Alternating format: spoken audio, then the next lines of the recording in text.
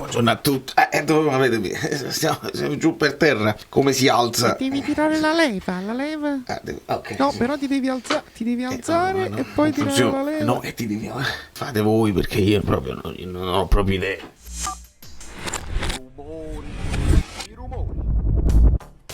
Di solito con queste serie difficili bisogna alzarsi un pochino, poi clicchi e sale la cosa, perché sennò il peso della conferenza, proprio il peso della sedia che non ha.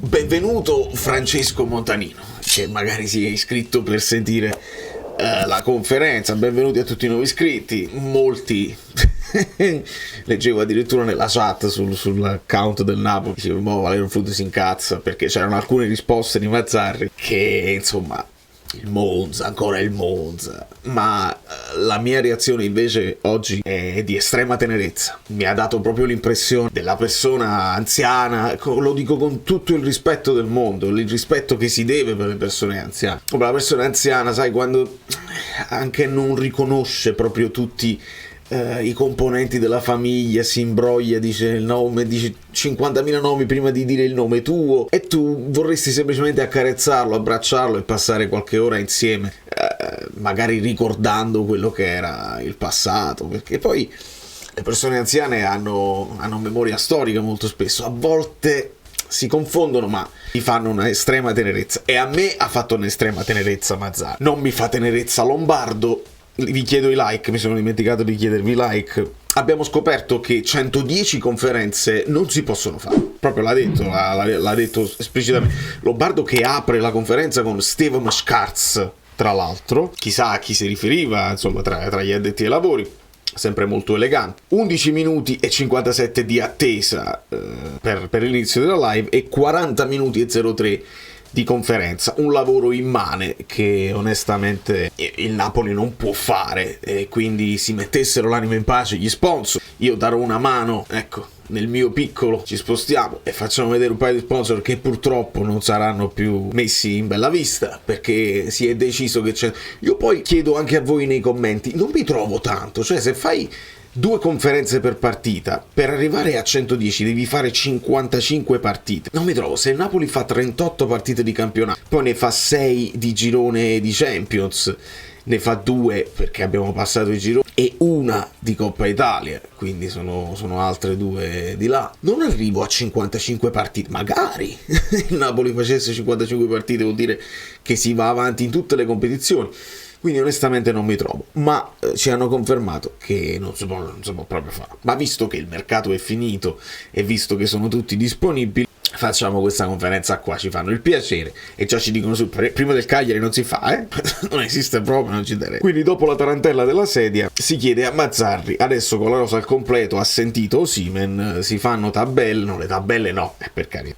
Quello che bisogna fare è vincere il più possibile. Quante partite mancano? 15 più 2, e insomma vincere il più partite possibile di queste partite. Siamo più fiduciosi con tutti a disposizione, e qua vabbè siamo alle solite, insomma, rivendica quanto sono lontani i tempi in cui Spalletti diceva io tutti e veramente stava inguaiato che non sapeva chi doveva schierare, e lui diceva ho tutto quello che mi serve per vincere questa partita, ho tutti a disposizione anche quando non li ho. Come sono lontani quei tempi. Ci sarà anche un grande stadio, poi con Osimhen mi sono sentito anche durante la Coppa d'Africa, vediamo se lo possiamo portare in panchina, dobbiamo capire, e poi si ritornerà sulla questione di Osimhen. Domanda un po' piccante, quella sull'identità.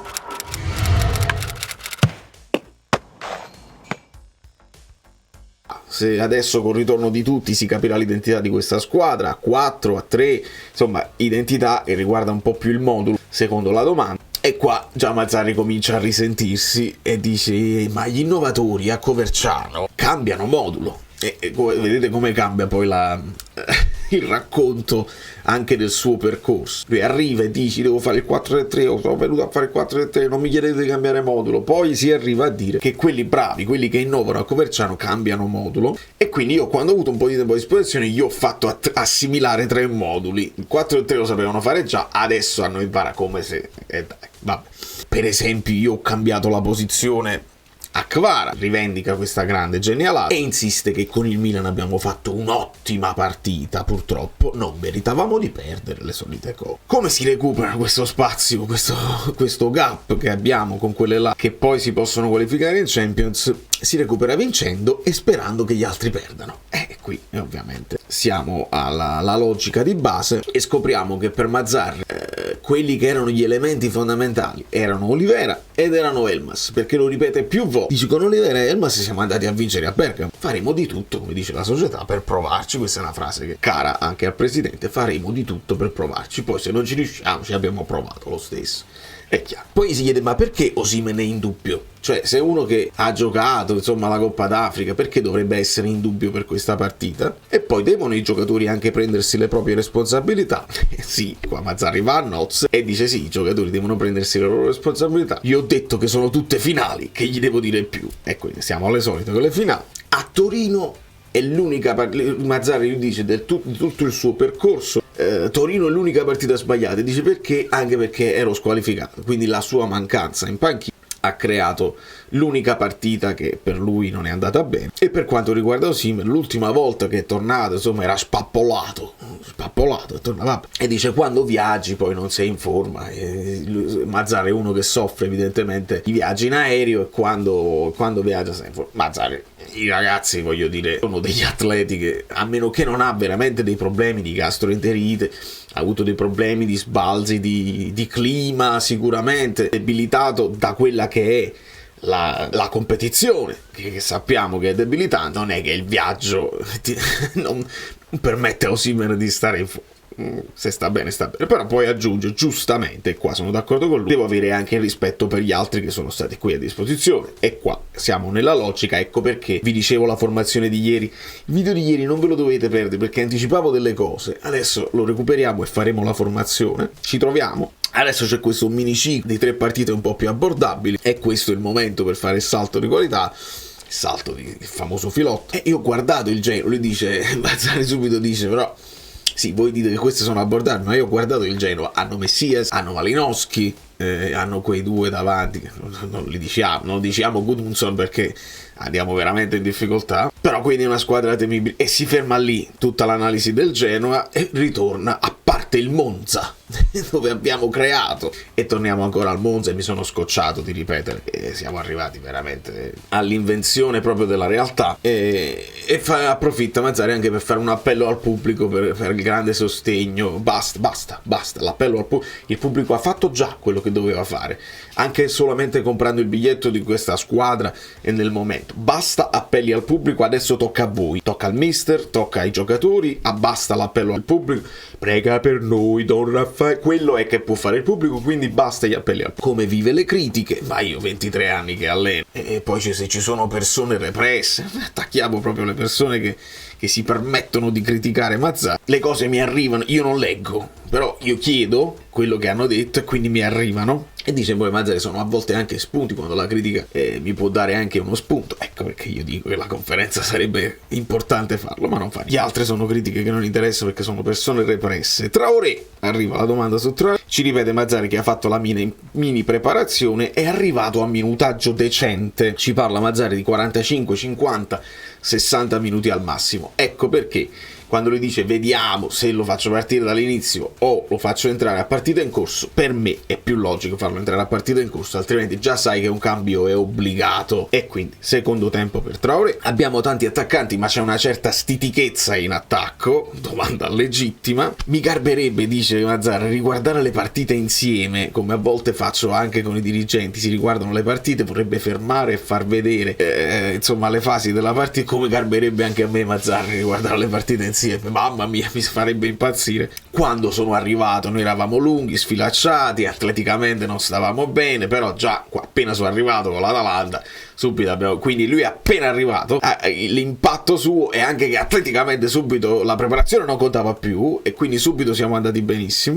E col Monza abbiamo avuto 7, io ragazzi non me lo invento, io mi sono scritto tutto, cioè lui veramente ripete ancora una volta il Monza e abbiamo creato 7 occasioni clamorose. Vabbè, l'unica cosa che conosco è la lucidità, cioè Mazzarri dice io non so a che altro rispondere, se le cose non migliorano in attacco è perché manca la lucidità, non è che che ci possono essere degli schemi più ficcanti, il movimento del terzo uomo, riempire l'aria con qualche uomo in più, non avere un baricentro troppo basso, altrimenti Kvara deve fare 75 metri palla al piede.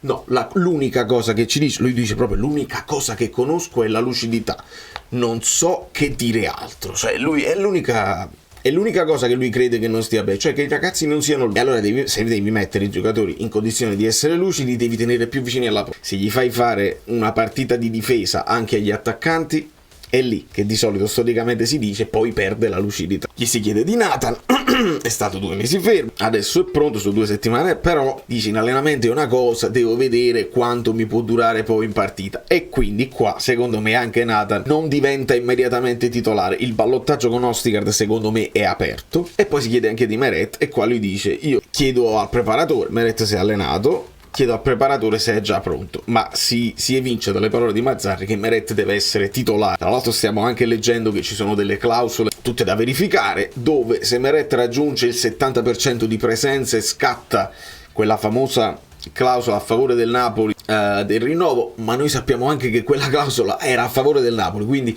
con o senza questo 70% di presenze, se il Napoli vuole rinnovarlo per non perderlo a zero l'anno prossimo, può farlo. Poi è una questione di opportunità. Stiamo vedendo che i rinnovi molto spesso non significano credere nel giocatore, ma significa poi rivenderlo meglio e non perdere un'opportunità economica. Quindi qua è una polemica che non seguo onestamente, ma per Mazzarri, quindi per la società, Meret è il titolare. Appena ha la certezza che sta bene, gioca lui e si risiede con Lin. Si chiede di nuovo di Lindstrom, Mazzarri dice poi addirittura qua qualcuno dice che pochi attaccanti, ma andate a vedere quanti attaccanti poi tenere nel finale di partita, e mi dice che siamo difensivi. Stendo il velo pietosissimo, Mazzarri, perché poi se tu butti tutti gli attaccanti a caso nel finale non significa avere un'idea di attacco, un'idea di gioco d'attacco, significa che stai perdendo la partita e ci provi, ma non... dai. E su Lindstrom mette un'altra pietra tombale, ed è una cosa su cui io sono d'accordissimo tatticamente, perché Mazzarri ci ripete, Lindstrom è il ruolo di Kvara, è perfetto per quel ruolo lì, cioè l'esterno sinistro. Di conseguenza ci dice, se non lo vedete in campo è perché io devo far giocare Kvara, perché Kvara è meglio di Lindstrom. Quindi dopo tutta una serie di cose, ADL che ci diceva in conferenza, Lindstrom gioca a destra, guardatevi le cose, mentre molti altri che facevano le analisi, che l'hanno visto giocare, dicevano trequartista, gioca negli spazi, insomma si trova lui la sua zona. Mazzarri ci dice esterno sinistro, che poi è quello che fa anche in Danimarca. Di conseguenza si deve ritagliare il suo spazietto o con Kvara spostato un po' più centrale, oppure negli scampoli di partita. Ancora confusione, diceva Edoardo. Vediamo domani se lo faccio giocare. Dopo 16 partite si può fare un mini bilancio, ci descrive i principi di gioco di questa squadra, cioè quali sono i principi di gioco. Claudio Viventi ovviamente punzecchia bene il mister, perché non chiede qual è il suo modulo preferito, dice quali sono i principi di gioco. E Mazzarri qua fa una masterclass, dice io ho saputo che a Milano fino al gol del Milan tutti erano contenti di come stava giocando il Napoli, che stava pressando, che stava costringendo il Milan a fare i lanci. Caspita, cioè tu stai dicendo che, ed è anche vero, perché nemmeno stava andando male l'inizio partita, tu stai dicendo, a domanda quali sono i principi di gioco, stai dicendo che la valutazione della partita è cambiata dopo il gol subito. Cioè tu ti sei fatto dire come erano perché evidentemente come si vede questa cosa qui, le trasmissioni con le reaction, oppure le reaction, non penso degli youtuber perché noi non contiamo niente, ma le trasmissioni dove ci sono gli addetti ai lavori con le reaction live, e da lì tu vai a rivedere, diciamo eravate contenti, poi arriva il gol e poi c'è la scontentezza. Si perde tempo nel Napoli, si perde tempo su cose che non servono. Questa è la mia considerazione. E comunque dovevamo avere 3, 4, 5 punti in più. Il 4-3-3 non l'ho studiato l'anno scorso, perché poi si fa un'intervista e poi si ricama. Mica l'ho studiato l'anno scorso. Il 4-3 moderno lo conosco, il recuperare alto, dice una serie di cose banali, ma mancano 6, 7, 8 elementi dell'anno scorso. Fino a poco tempo fa si diceva che mancava solo chi, no? Che quando si doveva accusare Garcia manca solo Kim, perché questa squadra? Dopodiché qualcuno ha cominciato a dire, però forse anche Lozano faceva comodo, e ci siamo. Copriamo che Elmas, insomma, era un elemento importante, da 12esimo, che ti poteva far comodo, ma questi altri 4 o 5 elementi che mancano chi sono? Non credo che ti riferisci a Ndombele, Mazzarri, chi manca? Chi altro sta mancando? Poi ti vuoi riferire agli infortuni? Gli infortuni sono capitati anche l'anno scorso e abbiamo fatto di necessità virtù, quindi onestamente non è questa la risposta che ci aspettavamo. E poi bandiera bianca. Mazzarri alza bandiera bianca e dici io non vado a casa con loro. Non è facile condizionare i giocatori, io posso solo far finta che il Barcellona non esiste, cioè ci stai dicendo